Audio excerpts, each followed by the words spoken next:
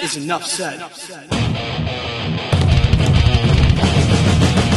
Happy Thursday, Miami Heat Nation. Ernest here, back with another Miami Heat Talk video. Guys, please don't forget to share your support. Like, share, subscribe, you know the drill. Now, please join me as we go on another Miami Heat Talk adventure.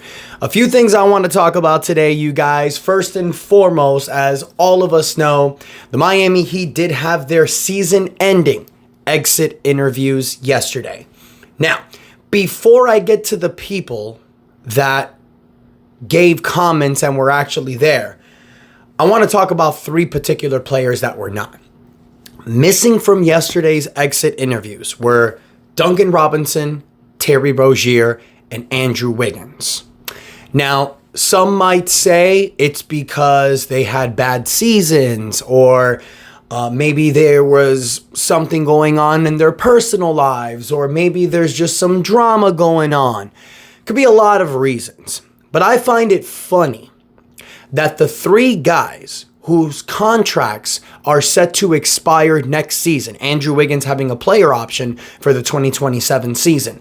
I find it interesting that the three guys whose contracts are possibly expiring next season chose not to interview. Now, Duncan Robinson has been here for a while, so that one, I think it's a little bit excusable. He's done them before. He's no-showed these interviews before, I believe, so it's not really a huge surprise with Duncan Robinson. But Terry Rozier and Andrew Wiggins, that's just a bitch move, in my opinion. No knocking on them. Look, if there's something that was going on personally or family-wise, I don't know that. But if they just decided not to show up to these exit interviews, that's a punk move. Like, Andrew Wiggins, in my opinion, you guys, he hasn't seemed like he wanted to be here.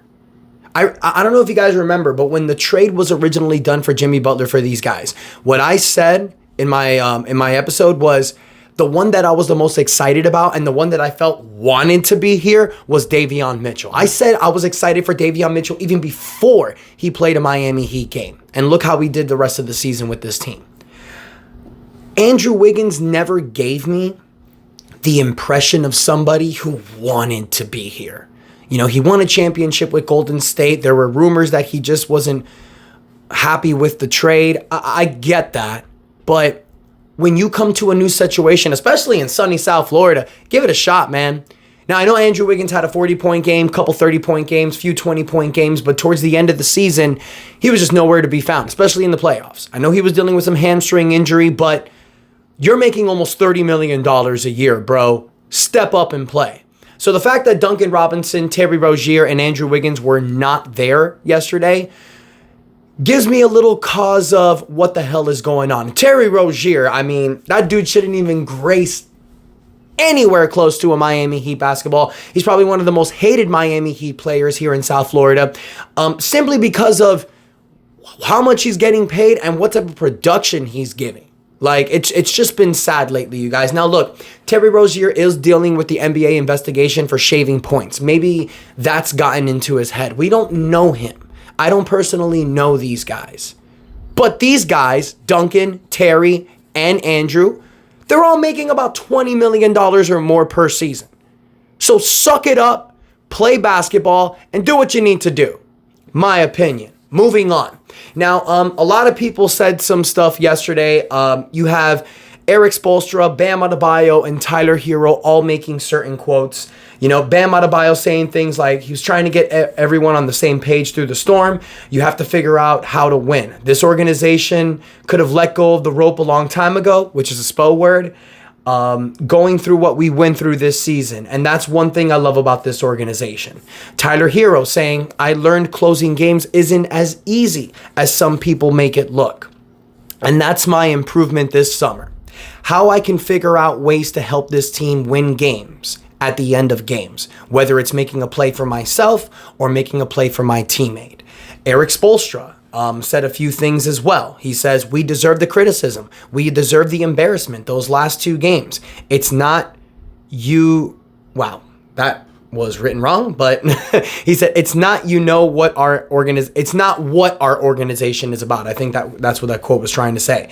He did say something interesting about Jimmy Butler. Spo said, when I look back on it, I'll look back on it the same way now as years from now. It was a good 5-year run, and when things end, oftentimes they end not as loudly as this. But it ends where there's something, you go look at all the other teams out there with players. When they change teams, there's a certain feeling about it. And it's unfortunate. We all feel like it didn't have to go that level, but we have clarity. Now we've turned the page. You also have guys like Jaime Jaquez.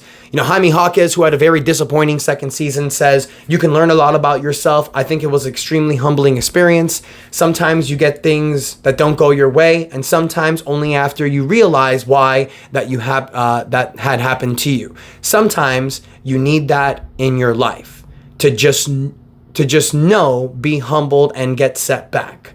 Davion Mitchell was saying how he loves this organization.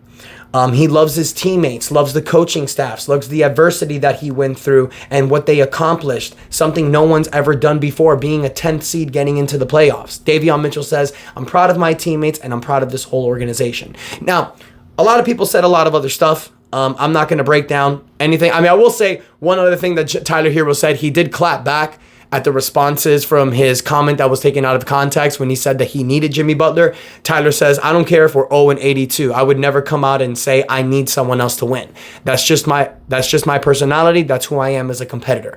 I think I can do it, obviously. So what did we learn about these season-ending exit interviews? What did we learn about it? Nothing. Honestly, nothing. Because the person that we really want to hear from is going to be talking in the next few days. Pat Riley. You can't blame Bam. You can't blame Tyler. You can't blame Spo. Spo does the best with what he's given. Bam Adebayo and Tyler Hero are not superstar players. They're all-star. They're like high-level role players / all-star players. I'm not going to say they're role players. They're better than that. They're B-plus players. Bam Adebayo and Tyler Hero are B to B-plus players in the NBA. You need that A. You need an A-level player to get you to a championship. We had that with Jimmy Butler, but that bridge burned like crazy. So now you need to go after another A-level superstar, A-plus level superstar.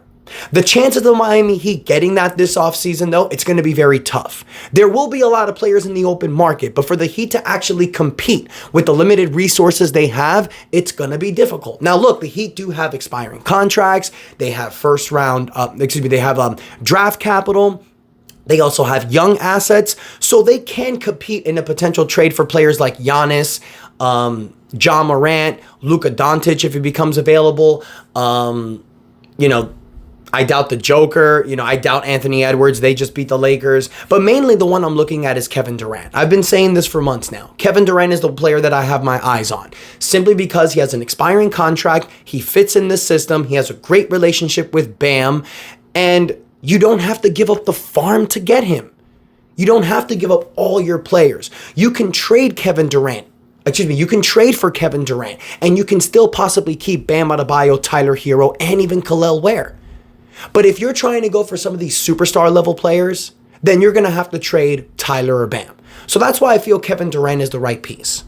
But one thing that I do want to talk to Heat fans about moving forward, and the reason why I'm doing this, you guys, is because there's been a lot of people in my comments lately just upset about the fact that the Miami Heat made the playoffs. Upset about the fact that we lost our first round draft pick to make the playoffs for this to get swept.